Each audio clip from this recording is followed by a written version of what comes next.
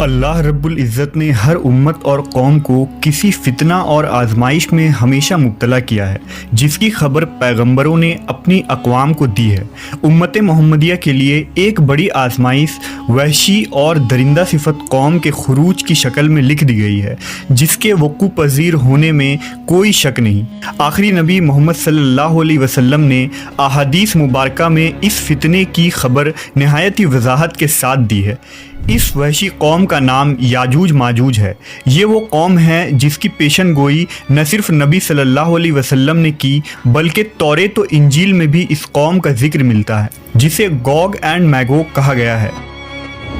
دراصل یاجوج ماجوج حضرت نوح علیہ السلام کے تیسرے بیٹے یافس کی اولاد میں سے ہیں۔ یہ لوگ شمالی مشرقی ایشیا میں زندگی بسر کیا کرتے تھے اور اپنے ارد گرد کے علاقوں پر ہمیشہ وحشیانہ حملہ کیا کرتے تھے۔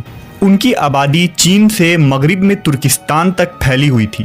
روایتوں میں آتا ہے کہ یاجوج ماجوج بنی آدم میں سے ہیں، اور اگر انہیں پوری دنیا میں چھوڑ دیا جائے تو تباہی مچا دیں گے اور لوگوں کی معیشت تباہ کر ڈالیں گے۔ ان میں سے ہر کوئی آدمی اس وقت تک نہیں مرتا جب تک اپنی 1000 یا اس سے زیادہ اولاد نہ دیکھ لے۔ ان کے چہرے تہ بتہ ڈھال کی طرح ہیں۔ یہ لوگ لمبے قد کاٹ کے ہیں، جو صنوبر کے درخت کے مانند ہے۔ ان میں سب سے لمبا شخص 3 بالش تک کا ہوتا ہے۔ یہ جس جاندار کے پاس سے گزرتے ہیں انہیں کھا جاتے ہیں۔ یہ موسم بہار میں اپنے غاروں سے نکلتے ہیں اور سبزہ کھاتے ہیں۔ ان کے پنجے اور دانت درندوں کی طرح ہیں۔ ہزاروں سال قبل اس روئے زمین پر اللہ کے ایک نیک بندے کی حکومت تھی، جنہیں ذوالقرنین کے نام سے جانا جاتا ہے۔ اللہ رب العزت نے ذوالقرنین کو زمین کے ایک بڑے حصے پر بادشاہت عطا فرمائی تھی۔ آپ نے مشرق و مغرب کا سفر بھی کیا تھا۔ مورخین کے مطابق ذوالقرنین کے نام سے قرآن مجید میں جس شخص کا ذکر آیا ہے، دراصل وہ ایران کا عظیم بادشاہ خورس تھا، جسے سائرس اعظم بھی کہا جاتا ہے۔ جب حضرت ذوالقرنین نے شمال کا سفر کیا تو آپ کا گزر مشرقی ترکستان اور مغولستان کے علاقوں سے ہوا۔ یہ علاقہ 2 عظیم پہاڑوں کے بیچ آباد تھا، اور پہاڑ کے اس پار یاجوج ماجوج رہا کرتے تھے۔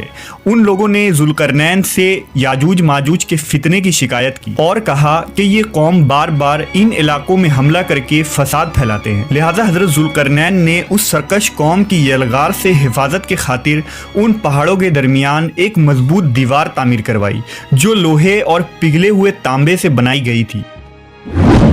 تعمیر مکمل ہونے کے بعد آپ نے اللہ کا شکر ادا کیا اور لوگوں کو آگاہ کیا کہ یہ دیوار وقتی طور پر اس قوم سے حفاظت کرے گی، لیکن ہر چیز فنا ہو کر رہتی ہے۔ لہٰذا ایک دن یہ دیوار بھی ٹوٹ جائے گی اور یاجوج ماجوج ان علاقوں سے نکل کر تمام زمین پر پھیل جائیں گے۔ جیسا کہ اللہ نے قرآن مجید میں ارشاد فرمایا، یہاں تک کہ جب یاجوج ماجوج کھول دیے جائیں گے اور وہ ہر بلندی سے دوڑتے ہوئے آئیں گے اور سچا وعدہ قریب آ لگے گا۔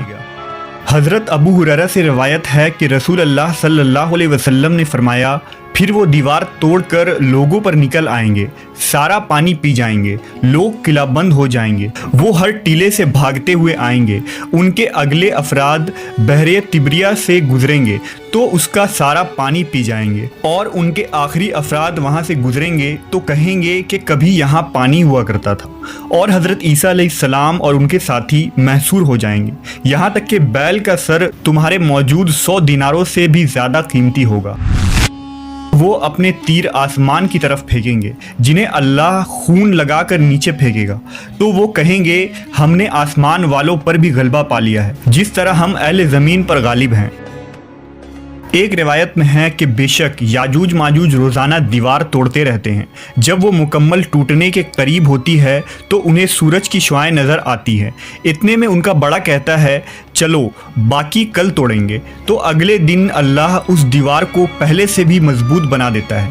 جب ان کی قید کی مدت ختم ہو جائے گی اور اللہ انہیں لوگوں کے سامنے ظاہر کرنا چاہے گا तो उस दिन जब वो सूरज की शुआएं देखेंगे तो उनका बड़ा कहेगा, चलो इंशाअल्लाह बाकी कल तोड़ेंगे। जब वो अगले दिन आएंगे तो इंशाअल्लाह कहने की बरकत से दीवार उतनी ही होगी जितनी छोड़ कर गए थे। यूं वो बाकी दीवार तोड़कर बाहर आ जाएंगे। दीवार तोड़ने के बाद ये ज़मीन में खूब कत्ल गारत गिरी करेंगे। ये सब क़यामत के करीब होगा। हज़रत ईसा अलैहिस्सलाम उनके लिए हलाकत की दुआ फरमाएंगे तो अल्लाह उनकी गर्दनों में कीड़े पैदा फरमाएगा जिससे ये फ़ौरन मर जाएंगे।